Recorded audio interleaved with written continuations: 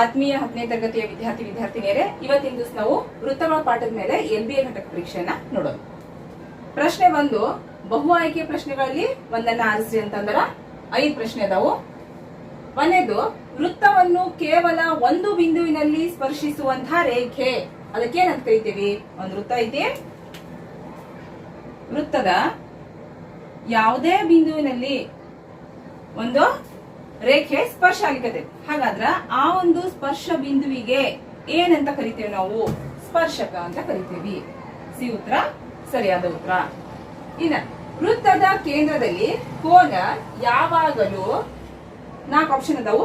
ಪರಿಧಿಯ ಮೇಲಿನ ಕೋನಕ್ಕೆ ಸಮ ಇರ್ತೈತಿ, ಅಥವಾ ಪರಿಧಿಯ ಮೇಲಿನ ಕೋನದ 2ರಷ್ಟು ಇರ್ತೈತಿ, ಅಥವಾ ಪರಿಧಿ ಮೇಲಿನ ಕೋನಕ್ಕಿಂತ ಕಡಿಮೆ ಇರ್ತೈತಿ, ಅಥವಾ 90ರ ಅರ್ಧದಷ್ಟು ಇರ್ತೈತಿ ಅಂತ ಪ್ರಶ್ನೆ ಇದೆ.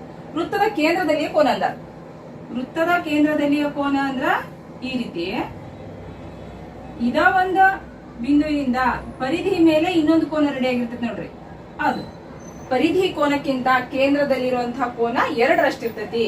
ಹಾಗಾದ್ರ ಸರಿಯಾದ ಉತ್ತರ ಯಾವುದು? ಬಿ ಉತ್ತರ ಸರಿ. 3ನೇ ಪ್ರಶ್ನೆ ನೋಡ್ರಿ, ವೃತ್ತದ ಅತಿ ಉದ್ದ ಜ ಯಾವುದು ಅಂತ ಅಂದಾರ.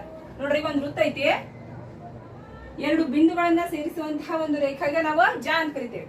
ಅದ ಜ ದೊಡ್ಡದ ಹಾಕೊಂತ ಯಾವಾಗ ಕೇಂದ್ರ ಬಿಂದು ಮುಖಾಂತರ ಹಾದೋಕೈತಲ್ಲ ಅವಾಗಷ್ಟ ಅದು ವೃತ್ತದಲ್ಲಿರುವಂತಹ ಅತ್ಯಂತ ದೊಡ್ಡ ಜ ಅಂತ ಹೇಳ್ಸ್ಕೊತೈತಿ. ಆಮೇಲೆ ಮತ್ತೆ ಇವೆಲ್ಲ ಸಣ್ಣನೇ ಇರ್ತಾವ, ಮತ್ ಅಥವಾ ಹಿಂಗ್ ತಗೊಂಡ್ರು ನೀವು ಸಣ್ಣನೇ ಬರ್ತಾವ.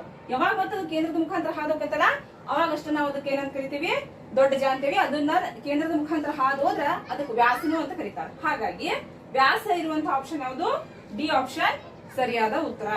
ಇನ್ನ ವೃತ್ತದ ಕೇಂದ್ರದ ಮೂಲಕ ಹಾದು ಹೋಗುವ ಜಾವನ್ನು ಏನೆಂದು ಕರೆಯುತ್ತಾರೆ ಅಂತಂದ. ಅಂದ್ರೆ ಒಂದು ವೃತ್ತ ಐತಿ,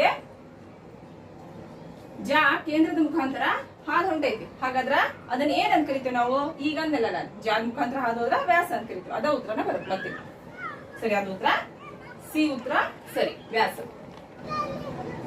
ಪ್ರಶ್ನೆ 5 ನೋಡ್ರಿ, ವೃತ್ತದ ಕೇಂದ್ರದಿಂದ ಪರಿಧಿ ಮೇಲಿನ ಯಾವುದೇ ಬಿಂದುವಿಗೆ ಎಳೆದಂತಹ ರೇಖಾಖಂಡವನ್ನು ಏನೆಂದು ಕರೆಯುತ್ತಾರೆ? ಜ, ತ್ರಿಜ್ಯ, ಸ್ಪರ್ಶಕ, ವ್ಯಾಸ. ನೋಡ್ರಿ, ಕೇಂದ್ರದಿಂದ ಪರಿಧಿ ಮೇಲೆ ಅಂದಾರ. ವೃತ್ತದ ಕೇಂದ್ರ ಪರಿಧಿ ಮೇಲಿನ ಯಾವುದೇ ಒಂದು ಬಿಂದುವಿಗೆ ಎಳೆದಂತಹ ಈ ಒಂದು ರೇಖಾಖಂಡಕ್ಕೆ ನಾವೇನಂತ ಕರಿತೀವಿ? ತ್ರಿಜ್ಯ ಅಂತ ಕರಿತೀವಿ. ಸರಿಯಾದ ಉತ್ತರ ಯಾವುದು? ತ್ರಿಜ್ಯ. ಕೇಂದ್ರದಿಂದ ಪರಿಧಿವರೆಗಿನ ದೂರ ಅದ. ಇನ್ನ ಪ್ರಶ್ನೆ 2 ಬಿಡಿಸಿರಿ. ಇಲ್ಲೂ ಕೂಡ ಒಂದೊಂದು ಅಂಕದ 3 ಕ್ವಶನ್ ಅನ್ನು ಕೊಟ್ಟೇವಿ. ಚಿತ್ರದಲ್ಲಿ ಓ ಕೇಂದ್ರವಿರುವಂತಹ ವೃತ್ತಕ್ಕೆ ಎ ಬಿಂದುವಿನಲ್ಲಿ PB ಸ್ಪರ್ಶಕವನ್ನು ಎಳೆಯಲಾಗಿದೆ. ಓ ಕೇಂದ್ರವುಳ್ಳ ಒಂದು ವೃತ್ತ ಐತಿ, ಎ ಬಿಂದುವಿನ ಮೇಲೆ PB ಅಂತಂದು ಒಂದು ಸ್ಪರ್ಶಕವನ್ನು ಎಳೆದಾರ. ಅಲ್ಲಿ ಕೋನ AOP = 45 ಡಿಗ್ರಿ ಅಂತ ಕೊಟ್ಟಾರ. AOP ಅಂದ್ರೆ ಯಾವ ಕೋನ? AOP ಅಂದ್ರೆ ಈ ಕೋನ 45 ಡಿಗ್ರಿ ಐತಿ. ನೋಡ್ರಿ, ನಡ್ಬರ್ಕ್ ಯಾವ್ದು ಕೊಟ್ಟಿರ್ತಾರಲ್ಲ ಅದು ಕೋನ ಆಗಿರ್ತದೆ. AOP, ಓ ನಡ್ಬರ್ಕ್ ಐತಿಲ್ಲ ಅದ, ಹಾಗಾಗಿ AOP ಇದನ್ನ ನೋಡ್ಬೇಕು ನಾವು. 45 ಡಿಗ್ರಿ ಅಂತ ಕೊಟ್ಟಾರ. ಆದರೆ OPA ಅನ್ನ ಕಂಡುಹಿಡಿಯ ಅಂದಾರ. OPA ಅಂದ್ರೆ ಯಾವ್ದು ಬರುತ್ತೆ ಹೇಳ್ರಿ? OPA, P ನಡ್ಬರ್ಕ್ ಆಗಿದ್ದು ಈ ಕೋನವನ್ನ ಕಂಡುಹಿಡಿರಿ ಅಂತ ಅಂದಾರ. ನಾವೇನ್ ಬರ್ಕೊಂಡು ಮೊದಲಿಗ OPA ತ್ರಿಭುಜದಲ್ಲಿ ಅಂತ ತಗೊಳ್ಳೋಣ. OAP ತ್ರಿಭುಜ, OAP ದಲ್ಲಿಯೇ ಓ ಅಂತೂ ಕೊಟ್ಟೆ ಬಿಟ್ಟಾರ. ಕೋನ ಎ ಎಷ್ಟಾಕತ್ ಹೇಳ್ರಿ? ಇದು ತ್ರಿಜ್ಯ ಐತಿ ಮತ್ತು PB ಒಂದು ಸ್ಪರ್ಶಕ ಐತಿ. ನಮಗ ವೃತ್ತದ ಮೇಲಿನ ಒಂದು ಪ್ರಮೇಯ ಗೊತ್ತೈತಿ. ಏನಪ್ಪಾ ಅಂತಂದ್ರ, ಬಿಂದುವಿನಲ್ಲಿ ಎಳೆದಂತಹ ತ್ರಿಜ್ಯ ಸ್ಪರ್ಶಕಕ್ಕ ಲಂಬವಾಗಿರ್ತೈತಿ. ಹಾಗಾಗಿ OA ಏನೈತಲ್ಲ PB ಕ ಲಂಬ ಆಗೈತಿ. ಅಂದ್ರ ಇಲ್ಲಿ 90 ಡಿಗ್ರಿ ಕೋನ ಉಂಟಾಗಿ ಬರ್ತೈತಿ. ಹಾಗಾದ್ರೆ ನಾವು ತ್ರಿಭುಜ OAP ದಲ್ಲಿ ಏನಂತ ತಗೋಬಹುದು? Cone O plus cone A plus cone P 3 ಸೇರಿ 180 ಡಿಗ್ರಿ ಆಗ್ಬೇಕು. OAP 3 ಕೋನ ಕೂಡಿ ತ್ರಿಭುಜದ 3 ಕೋನ ಕೂಡ 180 ಆಗ್ಬೇಕು. ಓ ನಮಗ್ ಗೊತ್ತೈತಿ 45 ಡಿಗ್ರಿ ಅಂತಂದು, A 90 ಡಿಗ್ರಿ ಅಂತಂದು ಗೊತ್ತಾತು. ಯಾಕಂದ್ರ ತ್ರಿಜ್ಯ ಮತ್ತು ಸ್ಪರ್ಶಕದ ಮಧ್ಯೆ 90 ಡಿಗ್ರಿ ಕೋನ ಉಂಟಾಕೈತಿ. P ನಮಗ್ ಗೊತ್ತಿಲ್ಲ, ಹಂಗೆರಡನು 45 90 ಕೂಡಿಸಿದ್ವಿ ಅಂದ್ರ 135 ಆತು. ಕೋನ್ P ಹಂಗ ಇಡ್ತೀನಿ. ಈ ಕೋನ್ P ಬೆಲೆ ಬೇಕಾಗೈತಿ 135 ಆ ಕಡೆ ಕಳಿಸ್ರಿ. 180ರಾಗ 135 ಕಳೆದ್ವಿ ಅಂದ್ರ 45. ಕೋನ್ P ಬೆಲೆ ಎಷ್ಟು ಸಿಕ್ತ ನಮಗ? 45. ಅಂದ್ರೆ ಕೋನ್ P ಅಂದ್ರೆ ಯಾವುದು? ಅವ್ರು ಕೇಳಿದಂತಹ OPA ಕೋನ. ಮುಂದಿನ ಪ್ರಶ್ನೆ ನೋಡೋಣ. 7ನೇ ಪ್ರಶ್ನೆ ಏನಪ್ಪಾ ಅಂದ್ರ, ವೃತ್ತದ ವ್ಯಾಸ 14 ಸೆಂಟಿಮೀಟರ್ ಕೊಟ್ಟಾರ, ಆದ್ರೆ ಅದರ ಪರಿಧಿ ಎಷ್ಟು ಅಂತಂದ. ವ್ಯಾಸ ಕೊಟ್ಟಾರ ಅಂದ್ರೆ ಅದೇನು? ಡಿ ಕೊಟ್ಟಾರ, 14 ಸೆಂಟಿಮೀಟರ್ ಅಂತಂದ.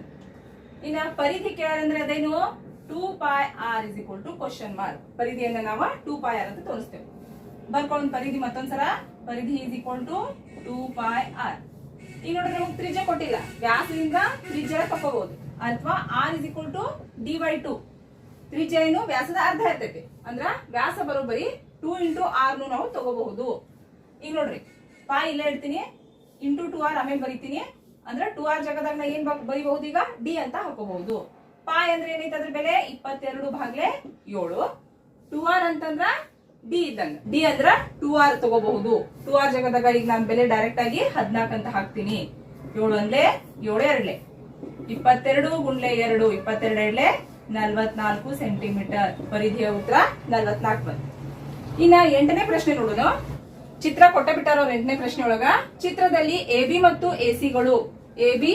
ಎಸಿಗಳು ಓ ಕೇಂದ್ರವಿರುವ ವೃತ್ತಕ್ಕೆ, ಇದು ಓ ಕೇಂದ್ರವಿರುವಂತಹ ವೃತ್ತ, ಎ ಬಿಂದುವಿನಿಂದ ಎಳೆದಂತಹ 2 ಸ್ಪರ್ಶಕಗಳು. ಎ ಅನ್ನೋದು ಒಂದು ಹೊರಗಿನ ಬಿಂದು, ಎಬಿ ಮತ್ತು ಎಸಿ ಹೊರಗಿನ ಬಿಂದುವಿನಿಂದ ಎಳೆದಂತಹ ಸ್ಪರ್ಶಕಗಳು.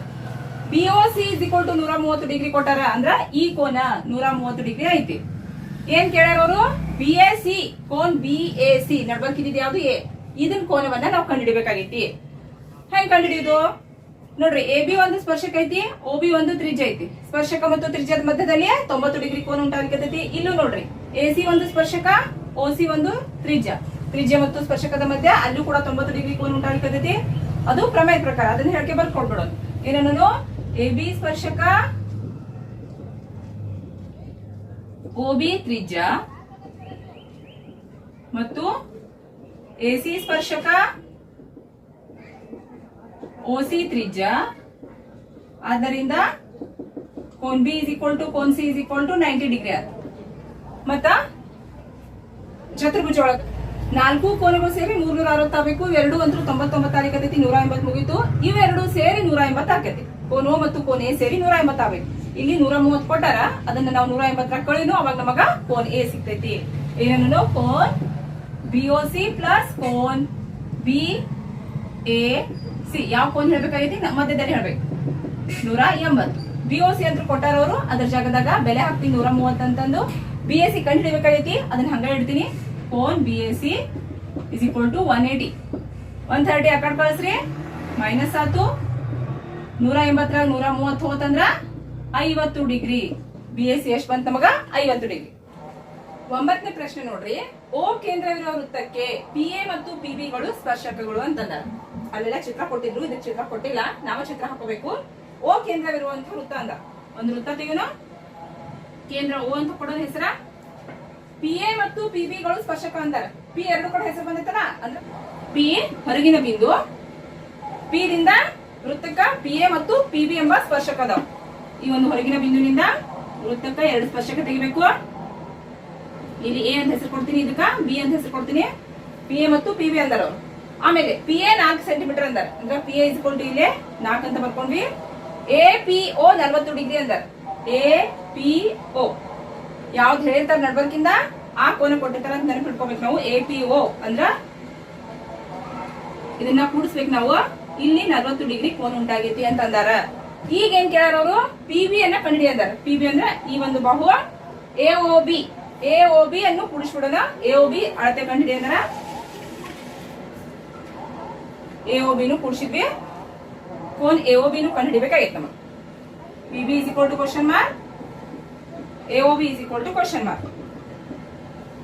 ಪ್ರಶ್ನೆ ನೋಡಿದ ಮೊದಲ ಏನ್ ಕೊಟ್ಟಾರ ದತ್ತಾಂಶಗಳನ್ನ ಬರ್ಕೋಬೇಕು, ಚಿತ್ರ ತಕ್ಕೋಬೇಕು, ಆಮೇಲೆ ಏನ್ ಕೇರ್ ಅನ್ನೋದನ್ನು ಬರ್ಕೋಬೇಕು.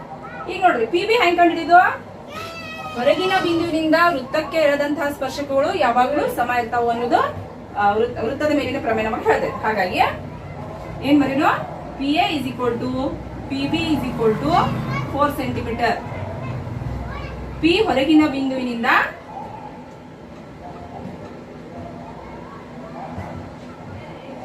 ವೃತ್ತಕ್ಕೆ ಎಳೆದ ಸ್ಪರ್ಶಕಗಳು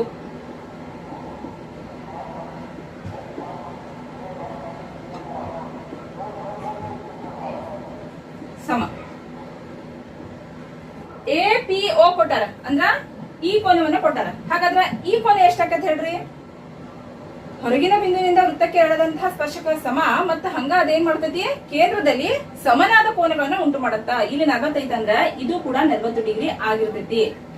ಈಗೇನ್ ಬರಿಬಹುದಾ, ಕೋನ್ A P B is equal to 40 plus 40 is equal to 80 degree ಆಯ್ತು. ಈಗ ಎ ಒ ಬಿ ಹೆಂಗ್ ಕಂಡಿದ್ದು? ಎ ಒ ಬಿ ಪ್ಲಸ್ ಕೋನ್ ಎ ಪಿ ಬಿ ಎರಡು ಕೂಡ ಎಷ್ಟಾಕತಿ? 180 ಡಿಗ್ರಿ ಆಕತಿ.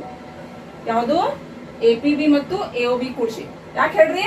ಇಲ್ಲೂ 90 ಡಿಗ್ರಿ ಆಗಿರ್ತೈತಿ, ಇಲ್ಲೂ 90 ಡಿಗ್ರಿ ಆಗಿರ್ತೈತಿ. ಅದು ಅಗಳಿಂದ ಹೇಳಿದ್ನಲ್ಲ ಪ್ರಮೇಯ. ಏನದು? ಸ್ಪರ್ಶಕ ಮತ್ತು ತ್ರಿಜ್ಯಗಳ ಮಧ್ಯದಲ್ಲಿ 90 ಡಿಗ್ರಿ ಕೋನ ಉಂಟಾಗಿರ್ತೈತಿ. ಈ ಪಿ ಬಿನೂ ಒಂದು ಸ್ಪರ್ಶಕ, ಒ ಬಿ ಒಂದು ತ್ರಿಜ್ಯ, ಇಲ್ಲೂ ಕೂಡ 90 ಡಿಗ್ರಿ ಕೋನ ಉಂಟಾಗಿರ್ತೈತಿ. ಇವೆರಡು 180 ಅದು. ಇನ್ ಇವೆರಡು ಸೇರಿ 180 ಆಗ್ಬೇಕು ನಮಗ್. ಈ ಕಡೆ 80 ಕಂಡು ಹಿಡಿದೇವ್ ನಾವು. ಇದ ಎ ಒ ಬಿ ಎಷ್ಟಾಕೈತಿ ಕಂಡು ಹಿಡಿಬೇಕಿ. ಅವೆರಡು ಸೇರಿ 180. ಅದಕ್ಕ ಮತ್ ಬರ್ಕೋಬೇಕು ಹಿಂಗ. ಇನ್ನ ಎ ಒ ಬಿ ಕಂಡು ಹಿಡಿಬೇಕಾಗಿಲ್ಲ. ಎ ಒ ಬಿ ಹಂಗ ಹಿಡ್ತೀನಿ. ಎ ಪಿ ಬಿ ಜಾಗದಾಗ 80 ಡಿಗ್ರಿ ಹಾಕೊಂಡಿ ಪ್ಲಸ್ 80 ಆ ಕಡೆ ಕಳಿಸ್ರಿ, ಮೈನಸ್ 80 ಆತು. 180 80 ಹೋದ್ರ 100.